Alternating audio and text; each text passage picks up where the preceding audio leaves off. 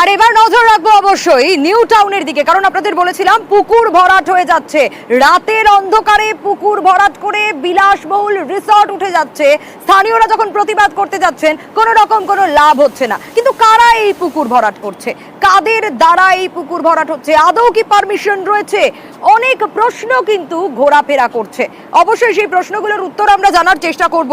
কারা এই পুকুর ভরাট করছে, কেন এই পুকুর ভরাট হচ্ছে, এবং পাথরঘাটা গ্রাম পঞ্চায়েতের কদমপুর এলাকায় রিসর্টও তৈরি হয়ে যাচ্ছে বলে অভিযোগ উঠে আসছে। এবং সেখানে যখন নিউজ 18 বাংলা পৌঁছয় তখন ছবি করতে বাধার মুখেও পড়তে হয়। আরো বিস্তারিত জানবো অনুপের কাছ থেকেই। অনুপ, কারা এই পুকুর ভরাট করছে? এই শরিকি পুকুর মানে সেখানে তো ভাগাভাগির বিষয় রয়েছে। একটু গোটা ব্যাপারটা তোমার কাছ থেকে আগে জানতে চাইবো, এবং এই পারমিশন কি আদৌ নেওয়া হয়েছে?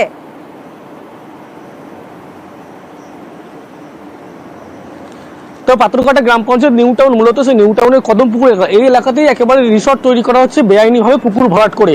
এবং যারা শরিক সেখানকার, যে তাদের পুকুর ছিল, তারা দাবি করছে তাদের 1 বিঘা পুকুর ছিল, কিন্তু বেশি অংশ তাদের বিক্রি হয়ে গেল। গোটা এলাকাটাই কিন্তু পুকুর ছিল।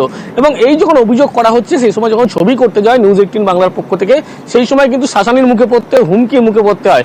এবং ফোনের উল্টো দিক থেকে ম্যানেজারকে বলা হচ্ছে যাতে সংবাদ মাধ্যম কোনোভাবে ছবি না করতে পারে, এবং কার্যত হুমকি দেওয়া হয়। এই ছবি যখন এখান থেকে আসবো, তুমি ঠিক যে কথা বলছিলে, হুমকির কথা বলছিলে, একটু শোনাই ঠিক কিভাবে হুমকি দিয়েছেন দেখুন।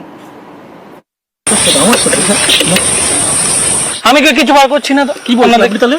আমি কি বলছি বলুন? আমি কে ভয় দেখালাম? আমি কেউ নয়। এখানে কি এটা ভয়, জলাশয় ভয় করছে? ভয় দেখাচ্ছি? আমরা জলাশয় ভয় করিনি। পারমিশন দেখাচ্ছেন আমাকে? আমরা করিনি, আপনি ভুল বলছেন। পালিয়ে যাচ্ছেন? কি বলছি? কাজ হচ্ছে কবে থেকে? আমি জানি না কিছু। আপনি তাহলে এখানে কি কাজ করছেন? এই তো আমাদের প্লাম্বার লোক এসছে কাজে। তাহলে আপনি এতক্ষণ বাধা দিচ্ছিলেন? আমি ফোন করলাম যে এসছে, তাই জন্য। আপনি বাধা দিচ্ছিলেন কাজ করতে আমাদের? আমি বাধা দিইনি, ভুল বলছেন। আমি বলেছি যে আমার মালিক বললো যে আমরা এসছেন, ঢুকবেন না, সেই জন্য কাজের লোক বাধা দিচ্ছিলেন। আপনি ভুল বলছেন। অনুমতি দেখতে চাইলেন তো আপনি? আপনারা ইনলিগাল কাজ করলে আমার অনুমতি দেখাতে হবে দাদা? আপনি কি এখানে দেখভালের দায়িত্ব নাকি ম্যানেজার? পালিয়ে যাচ্ছেন কেন? আবার অনুপের কাছেই ফিরবো। অনুপ, একে তো বেআইনি কাজ করছেন ওনারা, তার উপর আবার হুমকি।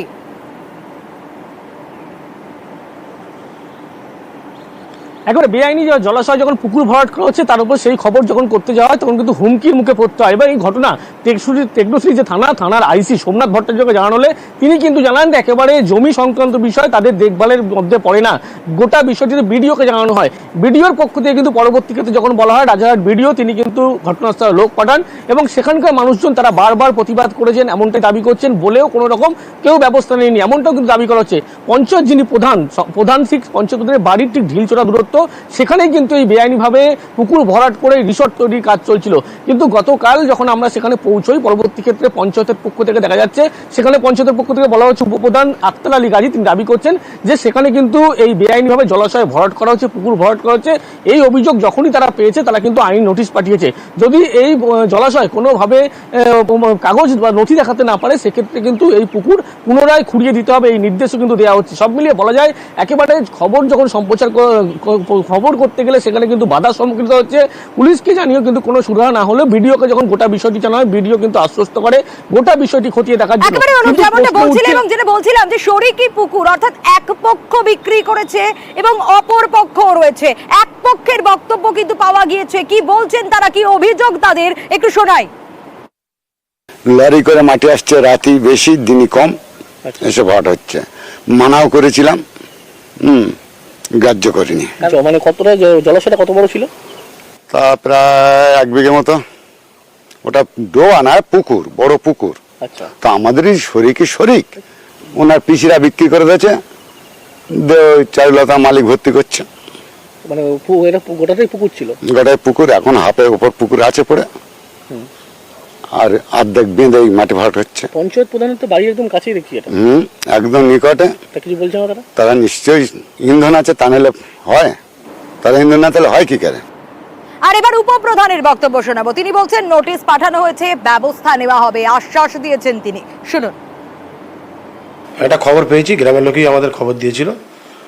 খবর পাওয়ার মাত্রই আমরা পঞ্চায়েতের তরফ থেকে ওনাদেরকে ডাক করিয়েছিলাম, নোটিশ দিয়েছি। ওনারা হাইকোর্ট থেকে লয়ার এসেছিল, মালিক বাইরে ছিল, আসতে পারেনি। লয়ার এসে আগামী 24/6/2024 তারিখ পর্যন্ত ডেট নিয়েছে। যদি জলাশয় থাকে আমরা ইনকোয়ারি করেছি, যদিও মাটিটা রাতের অন্ধকারে পড়ে গিয়েছে। গ্রামের লোক বলছে হ্যাঁ পুকুর ছিল, যদি পুকুর থেকে থাকে 24 তারিখ না ওরা সদুত্তর দিতে পারলে আমরা পঞ্চায়েত তরফ থেকে যেরকম পুকুর ছিল জিসিবি দিয়ে পুকুর কেটে আগেকার যে পজিশন ছিল জমি সেই পজিশনে চরিত্র আমরা ফিরে দেবো।